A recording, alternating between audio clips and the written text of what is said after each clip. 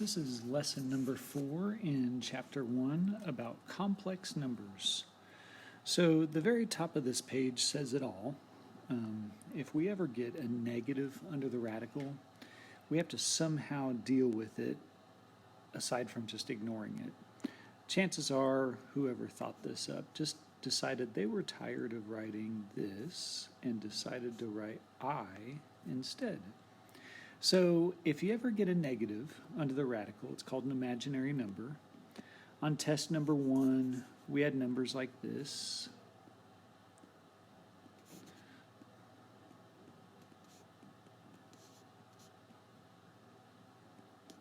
And these are all real. Notice we have no radicals with a negative, so all of those are real. If ever you get a negative under the radical, it is called an imaginary number. So, like those two listed right there, that one's a nice one. It simplifies pretty nicely. This one, not so much, but it's still imaginary because it has a negative under the radical. So go off of this idea right here and the second one listed right next to it. So if you can memorize that, let me get rid of all this other writing so you don't have to worry about that. If you can memorize those two blue things right there, that's a good start. So I is square root of -1 and I squared is -1. And you break this down just like we did before. We just now have a way to deal with -1. So we have -1 times 25. And then that breaks into two radicals, which then is I5, or that, to me, I don't know, that looks funny. I prefer to write the number first, but if you wrote that, I'd be fine with that. 5I. So let's practice if it's not a perfect square. Still break it down. I have a -1. Hopefully you see that a 25 is the biggest perfect square. And we can take things out.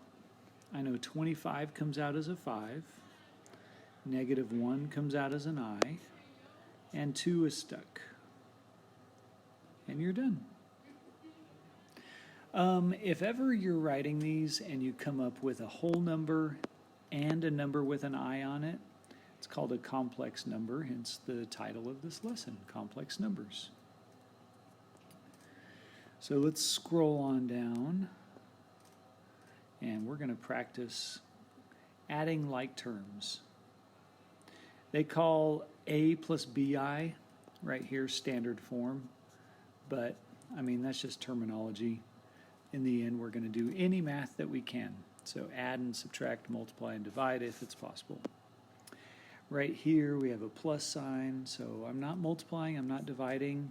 I can just drop those parentheses and write 5 minus 11i plus 7 plus 4i. And on the test, if you know what you're doing, I don't think this one requires work. We get 12 minus 7i. And that's it. You just stop right there. It's a nice one. Next one, be careful with the negatives. I get +1 plus 6i, and then add like terms. So we have -5 plus 1, that's a -4, and 13i. That's as far as we can take it. All right, this thing builds in difficulty. It's possible when we go I times I, we're going to get I squareds, and there's more thought needed. Don't forget that not only is I equal to square root of -1, but I squared is equal to -1. All right, let's give it a try. Distribute, and you can treat I just like an X. I may have forgotten to say that on number 2 up there. I works just like a variable. If you get I squared, deal with that in the very last step. So I get 12i, and -20 I squared. And then I can substitute negative 1 in place of the I squared. And we get 12I plus 20. Or maybe write the whole number in front. It doesn't matter to me. I don't care. We could write it like that to be super formal. All right, we have another weird one. It's like more and more steps as we go. Let's FOIL that out. That times that, that times that, that times that, that times that. We should get 4 terms. I changed colors. We got a lot of blue on the screen. Negative 14, negative 35I, positive 6I, and positive 15I squared. I can combine these two into one term. Negative 14 just drops down. And those two become a negative 29I. And the 15 has an I squared on it. So I'm going to substitute negative 1 there. And then I can combine. I get negative 15. Negative 15 combines with negative 14. And I have negative 29 minus 29I. All right, hopefully that makes sense. Rewind it, rewatch it if you need to. It's about to get just one step more difficult. So let me make some space for this bottom part, because I need to talk a tiny bit about what a conjugate is. In a few lessons ago, we had a problem that looked like this. And remember, radicals are bad in the denominator. So we multiplied by the conjugate. It's like this trick with numbers to get the radical to disappear. So we made the second term negative because it was positive. And it makes things cancel out, cleans up the denominator. Same idea with I. If I have a number plus bi, the complex conjugate is a minus bi. And the reason is right here. This is like a proof right here. So, I mean, while it's not a problem, it proves why the complex conjugate thing works. So I get a squared. I get negative abi. I get positive abi.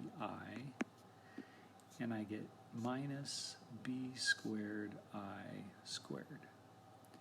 Which the reason for doing all of that is because that cancels out with that, and the I squared turns into a negative 1. And we have only real numbers.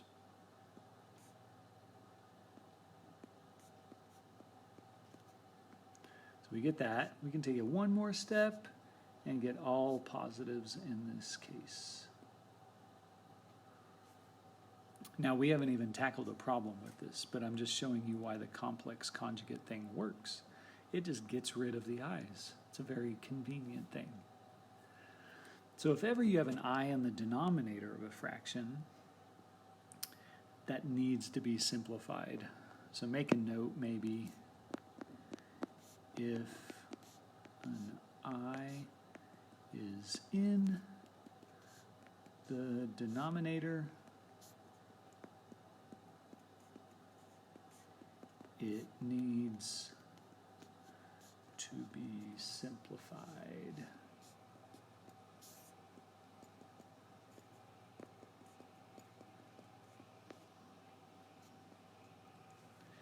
So I see an I in the denominator, 2 minus 5i. Looks really similar to this scenario that I have typed up there. If I make the second term have a flipped sign and multiply by it, top and bottom, it'll cause the I to cancel out from the bottom. I don't really care about the top. I just care about the bottom. So I should make the 5i positive. And it's going to make the i's cross out of the bottom. But it does make a mess. because I get 4 terms up top. Let's change colors.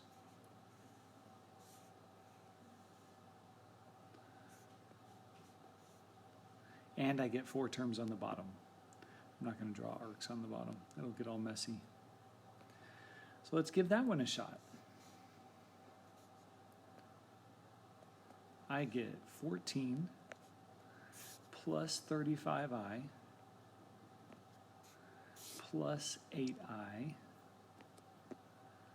plus 20i squared in the numerator. Rewind it if you need to. Make sure you can get that. FOIL out the bottom. I get 4. I get plus 10i. I get minus 10i. And I get negative 25i squared. Kind of tricky on that step. All right, we can combine things. We can substitute in some negative ones. I get 14. Let's combine these two to 43i. And then I get a negative 20.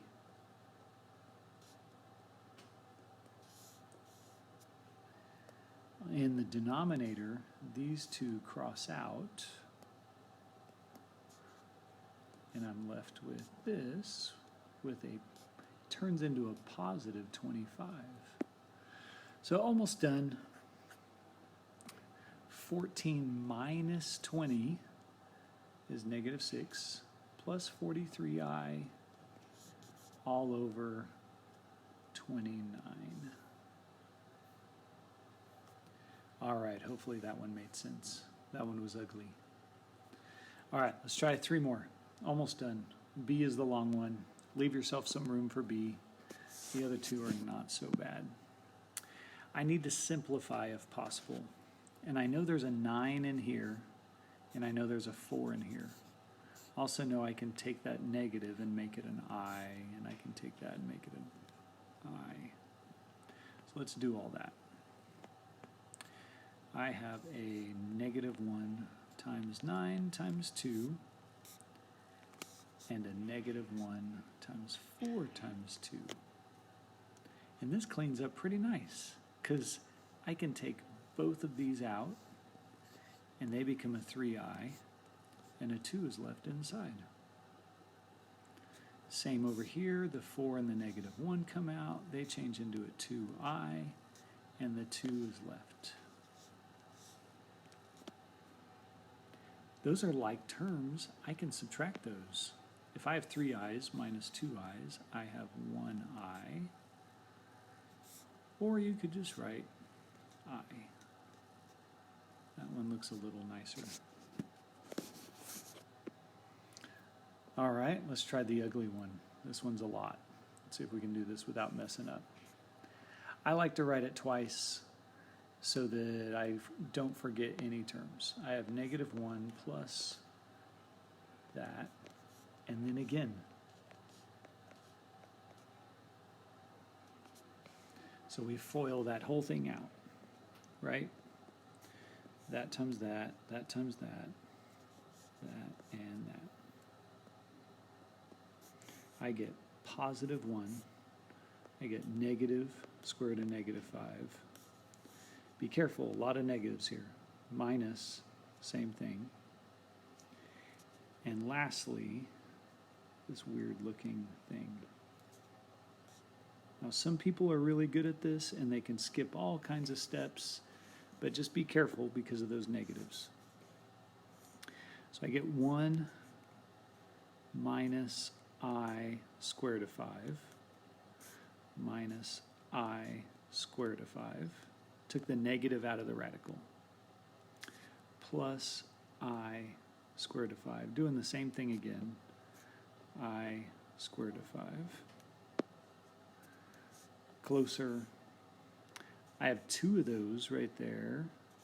So negative 2I square root of 5. And this part's tricky. Square root of 5 times square root of 5 is just 5, right? So that is 5i squared.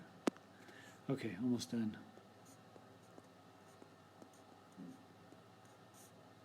Minus 5, because I squared is a negative 1, right? Don't forget that. I skipped that step. Lastly, negative 4 minus 2i squared of 5. Ooh, that one was a rough one. All right, we are almost done. Last problem. Let's see if we can simplify this thing. Now, I can divide by a common factor if all the terms have a common factor. So like 25 and 15 do, but this not yet. I need to take at least a 5 out if I'm going to do some cross canceling. And thankfully, I think it does. So we have negative 25 plus negative 1 times 25 times 2, all over 15. This comes out and becomes a 5i.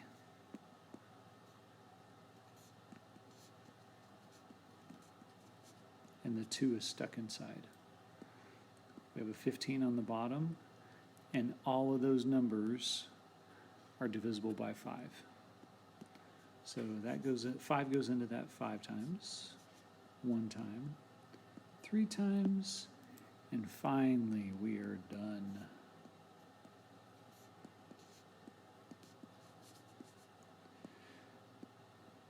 All right, I hope this made sense. I will see you in class.